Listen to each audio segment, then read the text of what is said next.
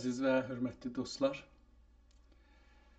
bir daha salam ərz edirəm tamam dostlara ki, bizi görəcəklər, görürlər və gələcəkdə də görəcəklər. Sağ olun, təşəkkür edirəm, var olasınız. Mən çalışım ki, icazənizlə görüm eləyə bilsəm belə bir iş görüm ki, hər iki tərəfdən eləyə bilək. Okay. Fikirlərim ki, beləsi yaxşı olacaqdır. Ərz eləyim ki, həm eləyə biləcəyəm ki, sizi həm Instagramda görüm, həm də ki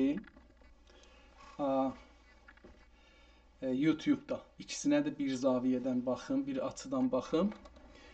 Eləyə bilək ki, yaxşı olsun. Bir daha salam aleyküm. Mən İnsaf Əli Hidayətəm və mühəndisi cahillik mühəndisliyi ilə sizin xidmətinizdəyəm. Yenə də ərz edirəm, məcburən bu proqramı fars dilində aparacağam. Onun üçün məni çox bağışlayacaqsınız dostlar. سلام دوستان عزیز، انصاف علی هدایت هستم با برنامه مهندسی جهل. ما در ترکی میگیم جاهلیک مهندسلیه و در این برنامه این سومین برنامه در حقیقت سومین برنامه ضبط شده میتونه باشه. اگر در آخرش بتونیم این رو سیوش بکنیم میشه سومین برنامه. عرضم به حضورتون که همونطور که قبلا عرض کردم تو سری برنامه‌های قبلی، در ایران به طور آگاهانه سیستماتیک برنامه ریزی شده و هدفمند، یعنی با هدفهای از قبل تعیین شده اومدن و تمامی انسانهایی که در ایران زندگی میکنند رو شستشوی مغزی دادند و اینها رو جاهل کردن، عمدن جاهل نگه داشتن، برای اینکه زبان اینها یک زبان رو برتری دادن به زبانهای دیگر و اجازه ندادن مردمان، افراد، انسانهای تحصیل کرده بدونن که مثلا در زبان فارسی چه منابع نوشتاری در تاریخ وجود داشته.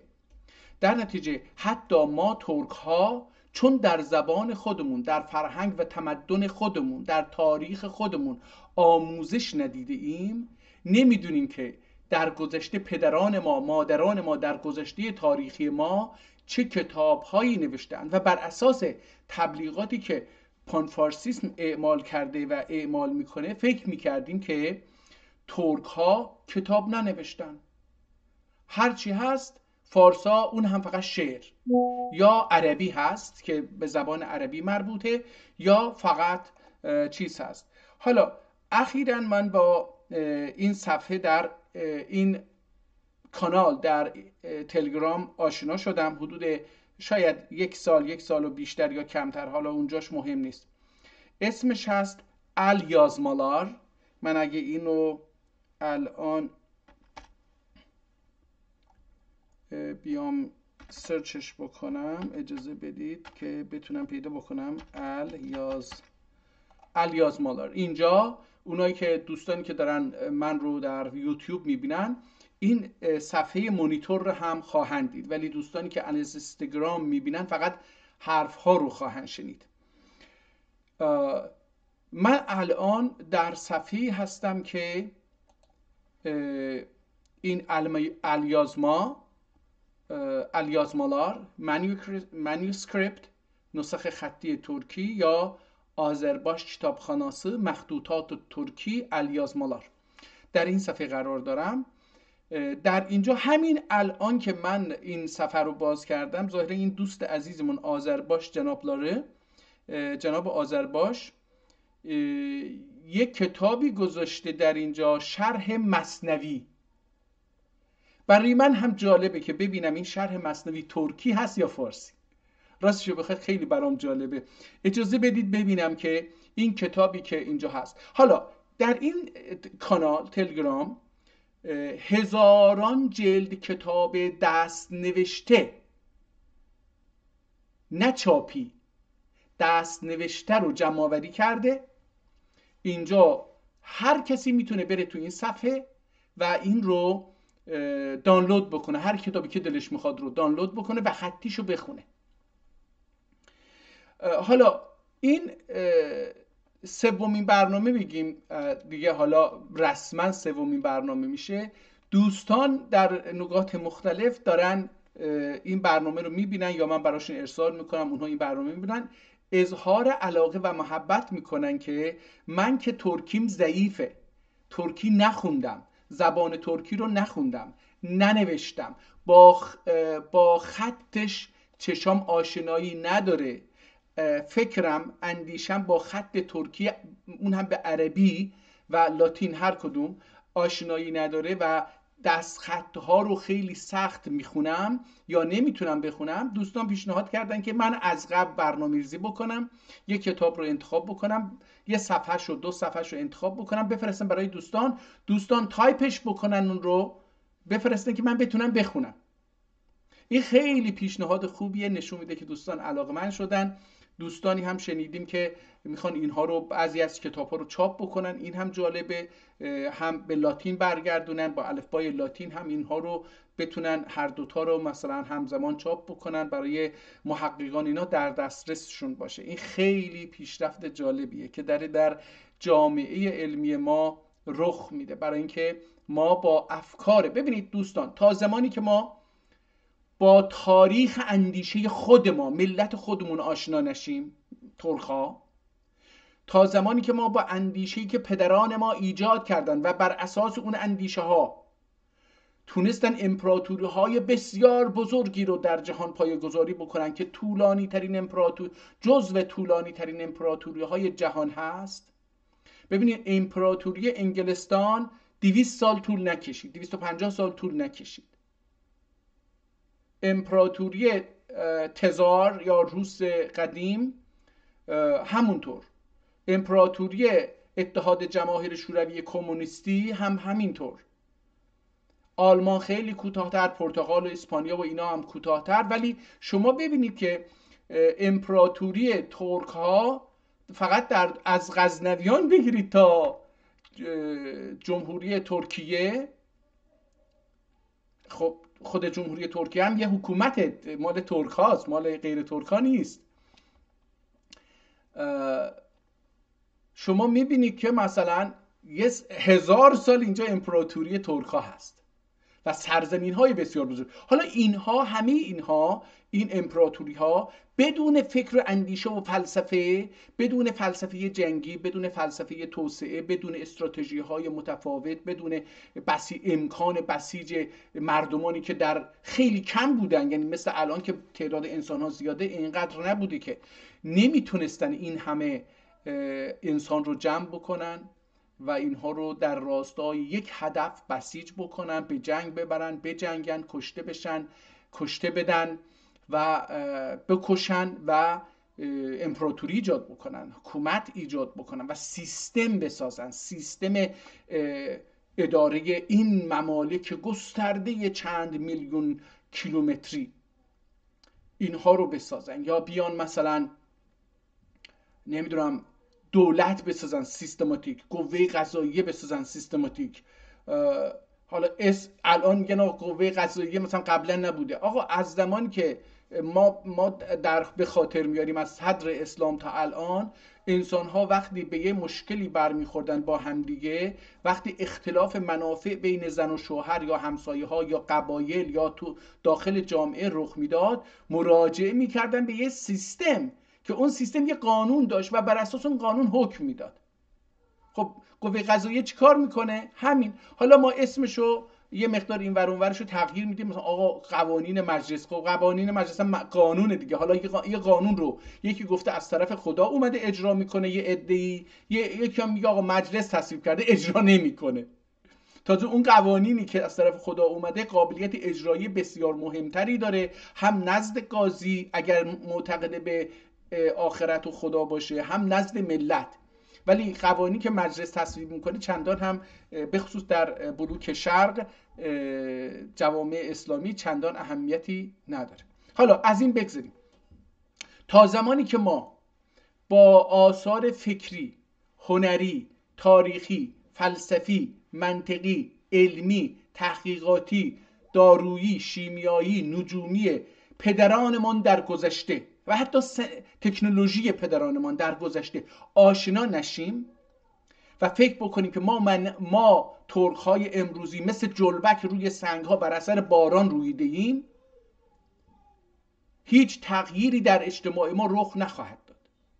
ما زمانی میتونیم که به خودمون اعتماد داشته باشیم، özgüven داشته باشیم که بدونیم پدران ما در دورانی که امکانات کمتری داشتند افکار جدیدی رو ارائه دادن و بر اساس اون افکار جدید، اون علم و تکنولوژی جدید وقت، نه الان، تکنولوژی اون وقت، تونستن امپراتوری بسازن، تونستن دشمنها رو شکست بدن، تونستن اتحادیه های مختلفی از ملل مختلف و ادیان مختلف رو اداره بکنن. و از وقتی که پدران ما از جنگ جهانی اول تا الان شکست خوردن از نیروهای مسیحی غربی، منطقه‌ای که تحت سیطره مسلمانان ترک بوده خونینه.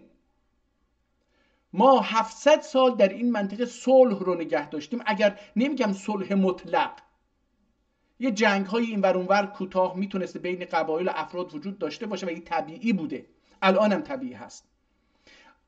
به هر حال اختلاف منابع و منافع میتونه این انسانها رو بر سر منافعی درگیر بکنه و خون همدیگر رو بریزن. اما این که از جنگ جهانی اول تا الان منطقه‌ای که اسلامی ها هستن و قبلا مناطق ترک، حاکمیت ترک در اونجا برقرار بود، کانونهای جنگ و خونریزی شده، این متفاوت. یعنی ما در گذشته یه چنین کانونهای 100 سالی جنگی در منطقه نداشتیم، در منطقه حاکمیت ترک ها نداشتیم. ببینید اسرائیل و فلسطین، مسئله‌ای که از جنگ جهانی اول به بعد ایجاد شده که جنگ ادامه داره، آخرین جنگی که به کشتار 10,000 نفر، بیش از 60,000 نفر و آواره شدن بیش از 2,500,000 نفر از غزه انجامید، یکی از اونهاست. یکی از اونها ارمنستان، وجود ارمنستان در این منطقه و جنگ هایی که در این منطقه انجام شده. از دوره استالین تلاش کردن سرزمین های ترک ها رو تقسیم بکنن بین غیر ترک ها و ایران، فارس، رژیم فارس، این هم یک کانون بحران و جنگ در منطقه که الان حداقل در 45 سال اخیر مشاهده کردیم که تمامی جنگ‌های منطقه به غیر از اون چیزی که در اسرائیل رخ میده، اسرائیل و فلسطین و اعراب، یعنی اینها زیر سر ایران هستش که شما میبینید حتی از مصر میرن رئیس جمهور مصر رو، انور سادات رو ترور میکنن. در دنیا، در جاهای مختلف دنیا، از فیلیپین گرفته تا اروپا ترور راه میندازن، بمبگذاری میکنن. و کشورهای اسلامی رو نگاه بکنید، عراق و افغانستان و سوریه و یمن و بقیه جاها رو ببینید، همه جا، لبنان و حتی فلسطین رو نگاه بکنید که یعنی اینها کانونهای بحرانزای در منطقه هستش در غیاب حاکمیت ترک ها و اندیشه ترک ها. حالا اجازه بدید اینجا من کتابی رو که دیدم در 10 دقیقه یا حالا 15 دقیقه این کتاب رو معرفی بکنم، ببینیم که شرح مثنوی، این در 672 صفحه نوشته شده. اجازه بدید دوستانی که الان میبینن، من دارم این رو دانلود میکنم، با اجازهتون این دانلود بشه، ببینیم که در رابطه با سالش اینجا چیزی ننوشته. معمولا وقتی یک کتابی رو اینجا میذاره یه تاریخی هم زیرش میذاره، ولی الان این تاریخ رو اینجا نمیبینیم. حالا اجازه بدید، اینترنت من ظاهرا ضعیفه، بذارید ببینیم که چه اتفاقی میفته که این کتاب دانلود میشه که این رو باز بکنیم و بخونیم. حالا البته میتونیم در عین حالی که اینو داریم میبینیم مثلا شرح مثنوی دوباره همون احتمالاً باشه، 510 صفحه هست. اینجا سری قبل اینو خوندیم، علم موسیقی افلاک و مقدرات، اینو سری قبل خوندیم. پس اینجا مثنوی رو 2 تا مثنوی گذاشته. حالا این چیه؟ یغلش. این یک کتابیه، مجموعه. یغلش مجموعه، این هم 454 صفحه است. میشه این رو هم این. حالا منظوم و منصور دوباره اینجا یک کتاب شعری هستش که بخشی به شکل نثر، بخشی به شکل شعر. این هم یک کتابیه که میتونیم روش صحبت. مناقب حضرت محمد، در رابطه با حضرت محمد یک کتابی اینجا هست 696 صفحه و این هم یک کتابی است. ترکی هستن. مسلک طالبین یا مسلک طالبین، مسلک میشه ایدئولوژی دیگه، یا مثلا شغل طالبین، طالب علم میشه یا علاقمندان، خواهان، اینها. حالا یک کتاب دیگه، مدخل حقوق صناعی، صناعه، معذرت میخوام، مدخل حقوق صناعه. صناعه احتمالاً، من ترکیم گفتم ضعیفه، احتمالاً بشه امتحان.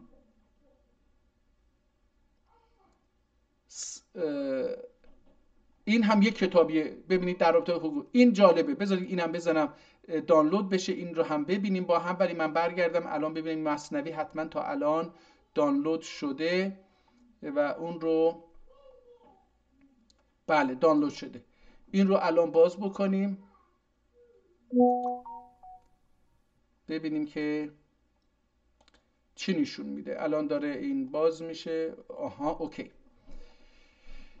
دوستان این جلد اولش، این جلد کتاب هست. اجازه بدید ببینم من اینو چجوری باید،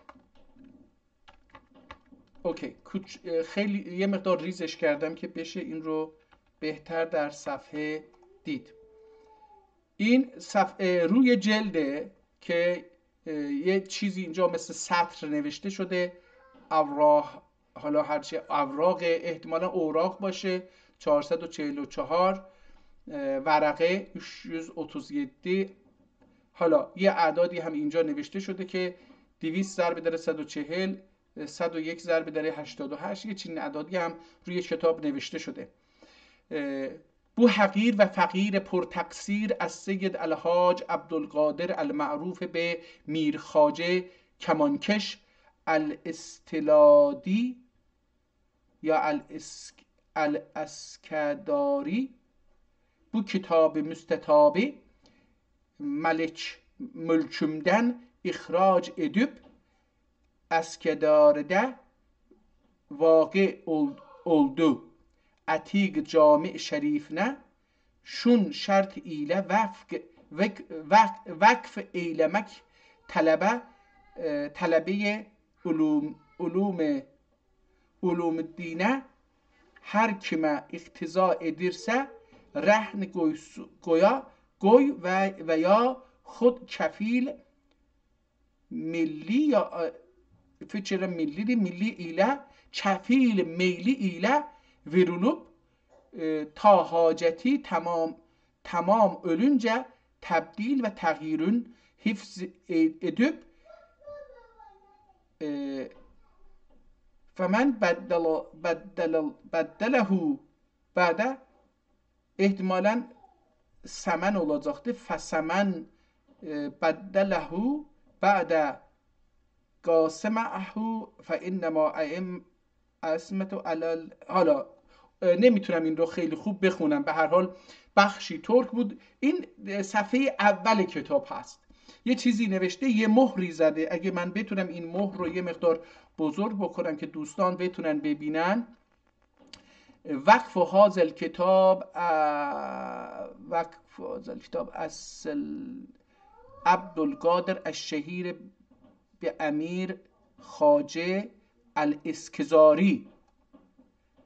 اونجا غلط خونده بودم اسمشو، احتمالاً الاسکزاری اجامع یا مجامع، جامع و حالا اینجا مهره، به هر حال اینو میشه خوند، سخت نیست خوندنش، یه مقدار وقت بذاریم میشه خوند. صفحه دوم رو داریم میبینیم الان.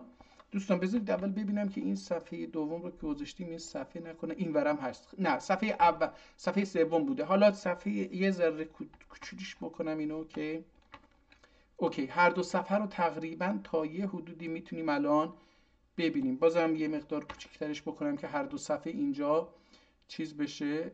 اوکی. من تلاش میکنم که ازش یه اسکنر عکس بگیرم، اسکرین شات بگیرم که بشه این رو بعداً ازش استفاده بکنم.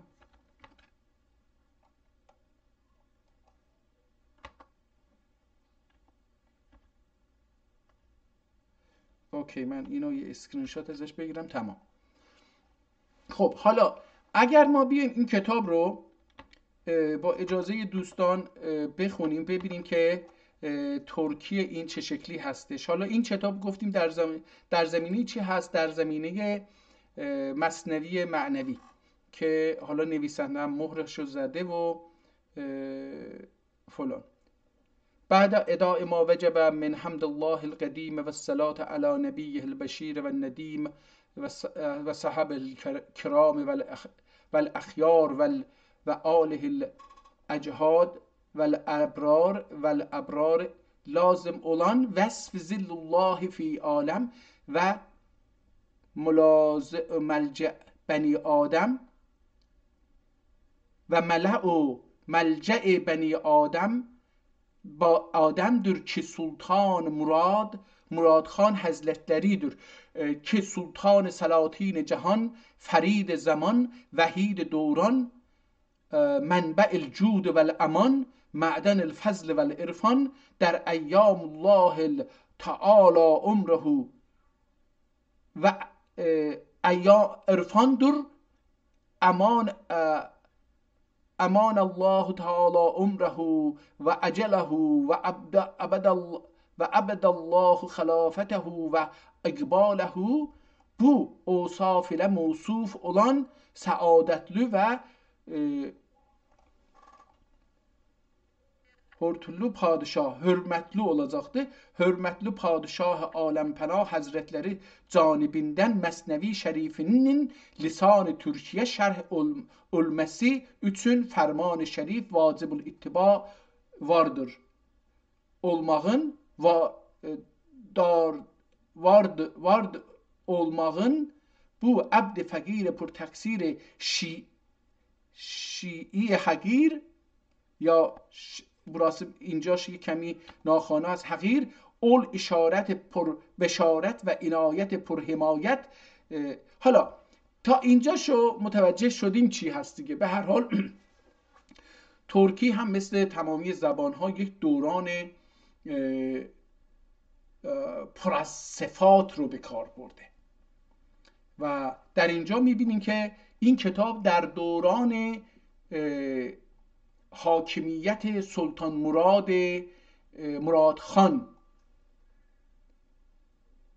مراد خان حضرتleri در دوره عثمانیه نوشته شده. یعنی حالا من تلاش میکنم که در آخر این جلد یه چیزی در رابطه با، اجازه بدید که برم جلوتر و ببینم که اوکی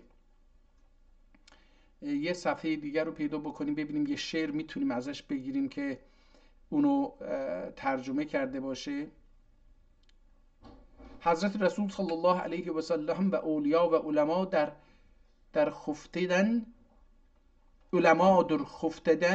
murad ve dünya perest ve kafir olmak mümkündür ki önlerin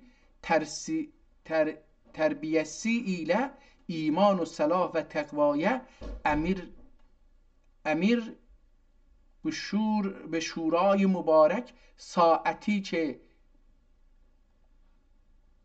دیده ایم ای مبارک bir ساعت مبارک ساعتی که دیده ایم. من اینو اینجوری میخونم، نمیدونم این وسط این احتمالاً دارم اشتباه میخونم. ای مبارک bir ساعت ایدی که بنی کردون بنی کردون هر ده رو بودن جان و بخشیدم. نه کودک کردک بنی کردک بنی کردون مرده بودن جان نو بخشیدم. اولش ölmüş ایدم.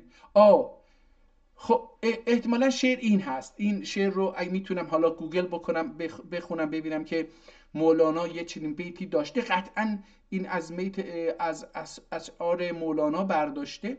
احتمالا هم عصر مولانا هم باید باشه. یه مقدار حالا اینور اونور از نظر تاریخی این رو اومده این کارو کرده که بنی کردون مرده بودن جان نو بخشیدیم. ölmüş idim ya ki hayat و can bağışladın. و مراد آسیبی عصباندن اسیاندن هرده مسابه سنده ایکن mürşid ve alim sebebi ile salah ve takva ile birleşmek ile hayat baki bulduğunu eş'ar edir. ظاهرا که کتاب کاملا ترکی هستش. ممکنه که در اینجا و اونجا یک مصرع یا یک بیتی رو از شاعر بیاره و بعد شروع بکنه به ترجمه به شرح اون. من حالا تلاش میکنم که نمیدونم چرا امروز اینو اگه بتونیم اینجا رو آی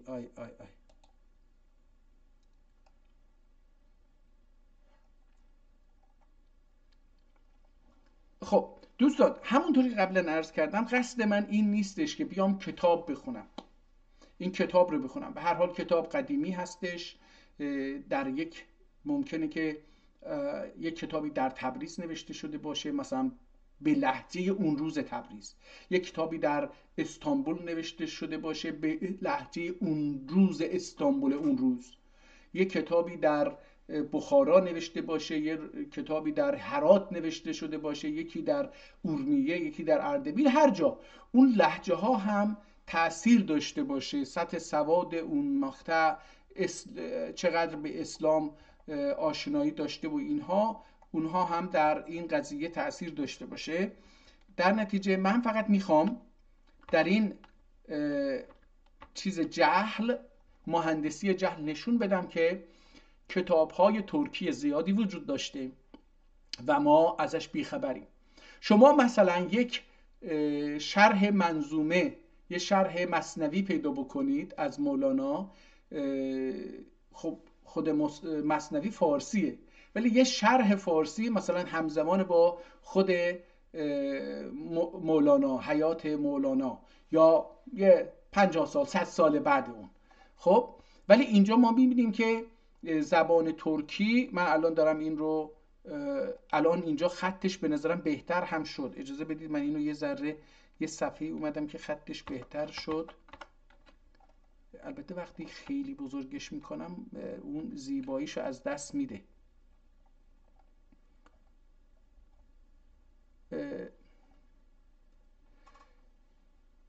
حالا باید وقتی که این کتاب رو اگه شروع بکنیم به خوندن متوجه میشیم یه جایی این بیت رو میذاره و بعد میاد توضیح میده، ولی من دارم از اینجا و اونجا وارد قضیه میشم. و سعدی داشت یه روزی میرفتید که یه بنده خدای زارعی داره زمین رو شخ میزنه و داره شعرهای این رو غلط میخونه. البته نقل دیگه، من فکر نمی کنم اون زمان مثلا اینقدر این آدم شهرت داشته، مشهور بوده، آثارش چاپ که نمی شده به دست مردم برسه.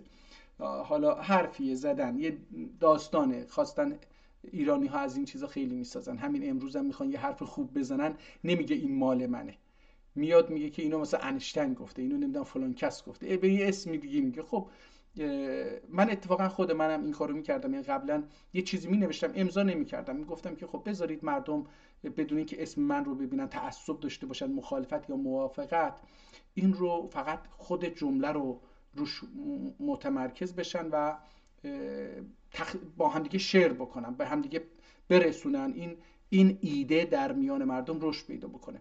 ولی بعدها گفتم خب چرا مسئولیتش رو به عهده خودم نمیگیرم؟ حالا اونجا بدون امضا بود، یعنی بدون هیچ اسمی، ولی فارسا به اسم دیگران می نویسن، غربی ها، خصوصا غربی ها می نویسن، یا مثلا این صادق هدایت به اسم مثلا صادق هدایت رو نمیدونم کسروی و اینا می نویسن.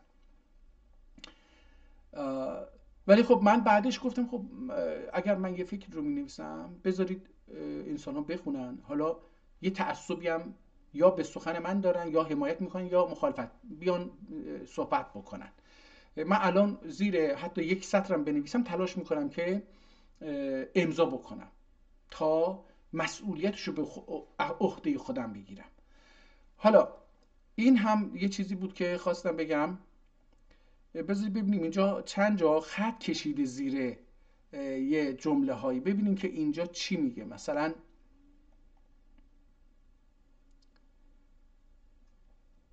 vardır ki eylerçe aftab حقیقی ortasında hicab yoktur ki murad خاصان درگاه الهی dür ilahidir ne de ki bu heybetlerle işaret eyler metle-i şems ara شمس آکرا اسکندری. احتمالاً از اینجا اسکندری، اگر اسکندر آفتاب طلوع edecek yere gel köl بعد از آن مرجا. حالا اینجا بازم سخته، یعنی باید من این کارو بکنم، بدم دوستان اینو دستنویس بکنن، تایپش بکنن، یعنی که من بتونم اینها رو سلیس بخونم براتون. ولی خب من اینجا یه چیزی میگم چشم نور چشم و از این حرفا، ببینم این چیه.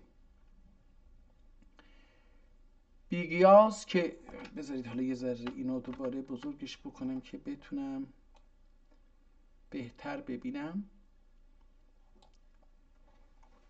کو همی جوید زیای بیگیاس، احتمالاً اینجا فقط فارسیه دیگه، شعره. کو همی جوید زیای بیگیاس که dilek iki çeşmi gıyazsız ziya ister ziyaden murad nur ilahidir ki gesvet kalbi eklene rail olur çün فراغın دو بی ثبات چون فراغın دو نور بی ثبات چونچه bu içi ثبات و تعابیر نور چی فراغی دو نورون نوردن فراغdır نوردن مراد نور چشم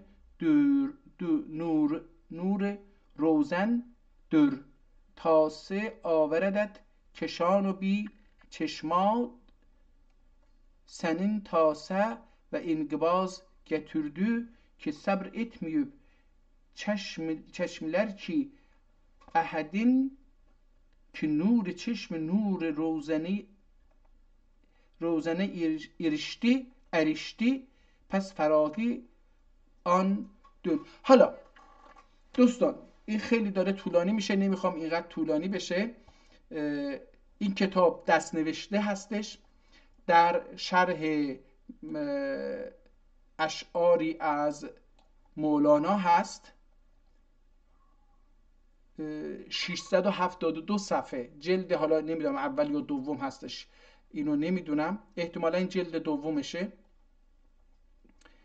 و اجازه بدید بازم اینو کوچیک بکنم که کاملا صفحه دیده بشه. دارم این رو دوستانی که در یوتیوب میبینن میتونن این رو خطش رو ببینن و لذت ببرن از این کتابی که در شرح مثنوی اومده و اینجا هم حالا من الان متوجه شدم که اینجا یه شماره 151 زده و اینجا هم حاشیه نوشته براش، در دو طرف صفحه حاشیه نوشته شده، اینجا در بالا حاشیه هست و در قسمت، و اینجا دوباره اومده مهر خودشو زده. یعنی کسی که این کتاب رو خریده و وقف کرده مهر خودشو در صفحه 152 دوباره زده. احتمالاً هر از چندگاهی میاد و این مهر رو میزنه که اگر یکی یک صفحه رو پاره کرد و برد که کتاب رو مثلا چیز بکنه، در صفحات دیگه مهر و اینکه دزدی. من یه زمانی که تو حوزه علمیه درس میخوندم یه کتابی رو از یه آیت اللهی، خدا بیامرزتش، در تبریز بود، یه آیت اللهی بود، باهاش فلسفه میخوندیم و دو شاگرد داشت، یکی من بودم و یکی هم یه پزشکی بود که دوتایی ما میرفتیم مسجد این آیت الله و این آیت الله هم شیعه بود ولی مقلدینی در تبریز یا آذربایجان یا اگر نداشت یا خیلی کم داشت، ولی مقلدین اصلی ایشون در ترکیه بودن و یک روزی که ما زانو زده بودیم جلوشون و داشتیم درس میخوندیم دیدیم که از ترکیه یه راننده‌ای که کامیون داشته اونا اومده بود تبریز و اومد زانو زد، دست آیت الله رو بوسید و یه مبلغی رو هم گذاشت و دعا خواست و رفت. این آیت الله، حالا اون قصه‌ای که میخواستم بگم فراموش کردم که چی میخواستم بگم. وقتی به این جور چیزا میرم اون فکر اصلی رو فراموش میکنم. یوسف روز اینجا در صفحه 178 بالای صفحه 178 یک چیزی نوشته مثل یوسف روزنی یه چیزی. کتاب بسیار با خط زیبا نوشته شده، شماره گذاری بعدن شده، این احتمال نمیدم به خط چیز باشه، البته شبیه خط نویسنده هم هست. البته اومدن یه آدمی با دیجیت انگلیسی یا لاتین نوشته، اعداد 1 2 3 اون با اون اعداد، یک انگلیسی دو انگلیسی هم سفر رو احتمالاً شماره گذاری کردن، ولی اون عربیش هم هست 180 و 180 به انگلیسی یا لاتین و بله هر دوتا هست، هر دوتا رو دارم میبینم. حالا قصد ما امروز بر این بود که یک کتاب دیگه از کتاب‌های ترکی رو که ما رو جاهل نگه داشتن و اجازه ندادن ما با این کتاب‌ها آشنا بشیم و فکر کردیم که ترک‌ها کتاب ننوشتن، آشنا بکنم. دیشب من داشتم یک تکه ویدئوی عربی رو گوش میکردم، دوستان فرستاده بودن. یه عربی داره یک مجری عرب داره در یک تلویزیون صحبت میکنه و میگه که ابو علی سینا در فلانجا متولد شده و فارسه، فلان کس در فلانجا متولد در ازبکستان متولد شده و فارسه، در فلان کس در فلانجا. گفتم نوشتم و بعد دیدم که این داره برای من زیرنویس می نوشتم، جواب می نوشتم، کامنت به عربی براش میخواستم بنویسم که آقا جان شما وقتی میگی ازبکستان یا تاجیکستان یا فلان، اینا ترکه. چطور یه ترک در سرزمین ترک میتونه فارس باشه؟ شما چقدر مغز شما رو شستشو داده بعد از این حدود 200-250 سال اخیری که این مسیحیت غربی تلاش کرده تاریخ جدیدی برای مسلمان ها بنویسه و اینها رو از ریشه و فرهنگ خودشون و تاریخ نوشتاری خودشون دور بکنه. چقدر ذهن ما رو چیز کرده، شستشو دادن، تغییر دادن که ما مثل غربی ها داریم فکر میکنیم. دیگه فکر نمی کنیم که خب آقا فارسا که امپراتوری نداشتن، کار نداشتن توی این 1400-1500 سال گذشته و این که سرزمین ترک ها بوده، ابن سینا ترک بوده، نمیدونم غزالی ترک بوده، فلان کس ترک بوده. شما یکی دو تا عالم بیاری که فارس بوده باشه، نیست. حالا یکی از اونها این کتاب هست. این کتاب رو هم نذاشتن ما بفهمیم یک کتاب هایی داریم، همونطوری نذاشتن بفهمیم که نویسندگان این کتاب ها ترکن. ابو علی سینا و اینها ترکن. ممکنه فارسی هم یکی نوشته باشه، ولی نوشتن فارسی دلیل بر این نیست. من یه بحثی با، احتمالا اینو منتشر میکنم، یه بحثی با جیمنی AI مختص به گوگل داشتم. در اونجا این بحث بین من و گوگل ساعتها رفت و بیش از 100 صفحه شد این بحث. هنوز هم ادامه داره که خب شما چرا روی فارسی اینقدر تاکید میکنید؟ من دارم به گوگل میگم که این آموزش های شما که به این AI یاد دادن یا گذاشتن اونجا، اینها همون کتابایی که فارسا و فراماسون ها یا اروپایی ها نوشتن و بر اساس اون داره این AI جواب من رو میده. ولی خب وقتی که ترک ها در 100 سال گذشته زبان فارسی در این منطقه، در منطقه ترکنشین ایران، داخل ایران، مناطق ترکنشین، آموزش زبان فارسی اجباری شده و زبان ترکی آموزش قدغن شده و غیر قانونی هستش و کسانی که از این زبان ترکی دفاع بکنن، حمایت بکنن، زندانی میشن و زندانی های 20 ساله، 19 ساله، 15 ساله، 5 ساله دیگه حداقلش دارن میگیرن. شما چجوری داری میگی که اینجا زبانه و هنوز این مردم ده بعد 100 سال فارسی رو نمیتونن خیلیاشون صحبت بکنن؟ خیلیاشون، حتی اونا که درس خوندن، دانشگاه رفتن، نمیتونن یه مقاله بنویسن به زبان فارسی. و بخشی از علت عقب ماندگی ترک ها در ایران، یا عرب ها یا بلوچ ها یا ترکمن ها یا قشقایی ها یا لرها و بختیاری ها، اینه که از زبان خودشون بریده شدن ولی به زبان فارسی هم نتونستن پیوند بشن. در نتیجه نمیتونن ثمره بدن. یه پیوندی میخواستن به اینا بزنن، اصل خودشون رو بریدن، یه پیوند بیگانه‌ای که با اینها رشد نمیکنه به اینا زدن و این زبان هم زبان پویا نیست. زبان فارسی که پیوند میخوان بزنن میوه بده نیست. حد اکثری که میوهی که میتونه بده اینه که اشعار حافظ و سعدی و اینها رو با کلمات دیگه‌ای دوباره بازسازی بکنن شاعران.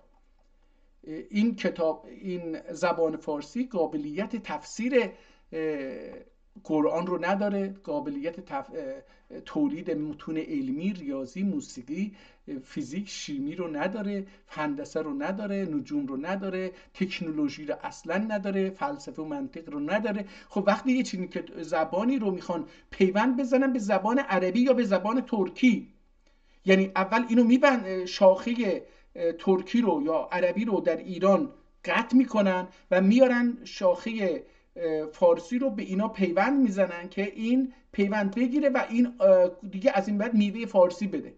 ولی نمیشه، 100 سال گذشته این میوه نداده.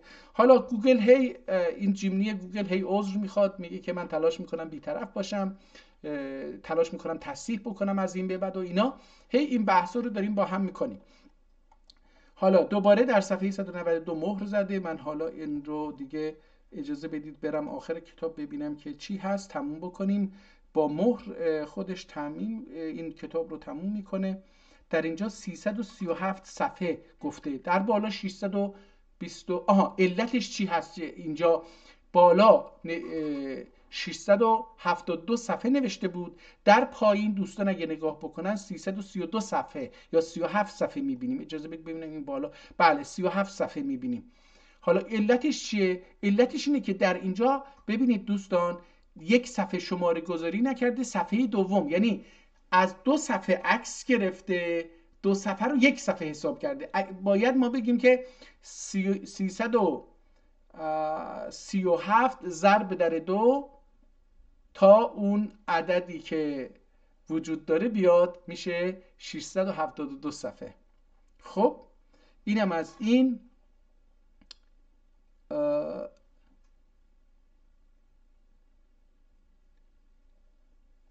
تمام دیگه. من فکر کنم که شناختن این کتاب تا اینجا کافیه. روز خوبی رو براتون آرزو میکنم. به امید دیدار.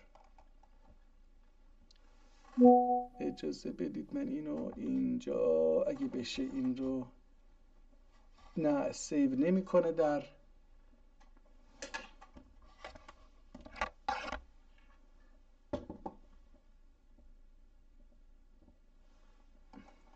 حالا بریم اول این رو در اینجا. خب بسیار متشکرم از لطفی که کردید و برنامه رو تماشا میکنید. امیدوارم که بدون بغض و غرض و تعصب بیایید و این صحبت ها رو ببینید، این کتاب ها رو ببینید و قبول بکنیم که در ایران بر اساس یک ایدئولوژی، یک هدف، یک نیت خاص، منافع خاص اومدن و ما رو، همه ما رو و پدرانمون رو که مردن و رفتن، خدا رحمتشون بکنه، در جهل نگه داشتن.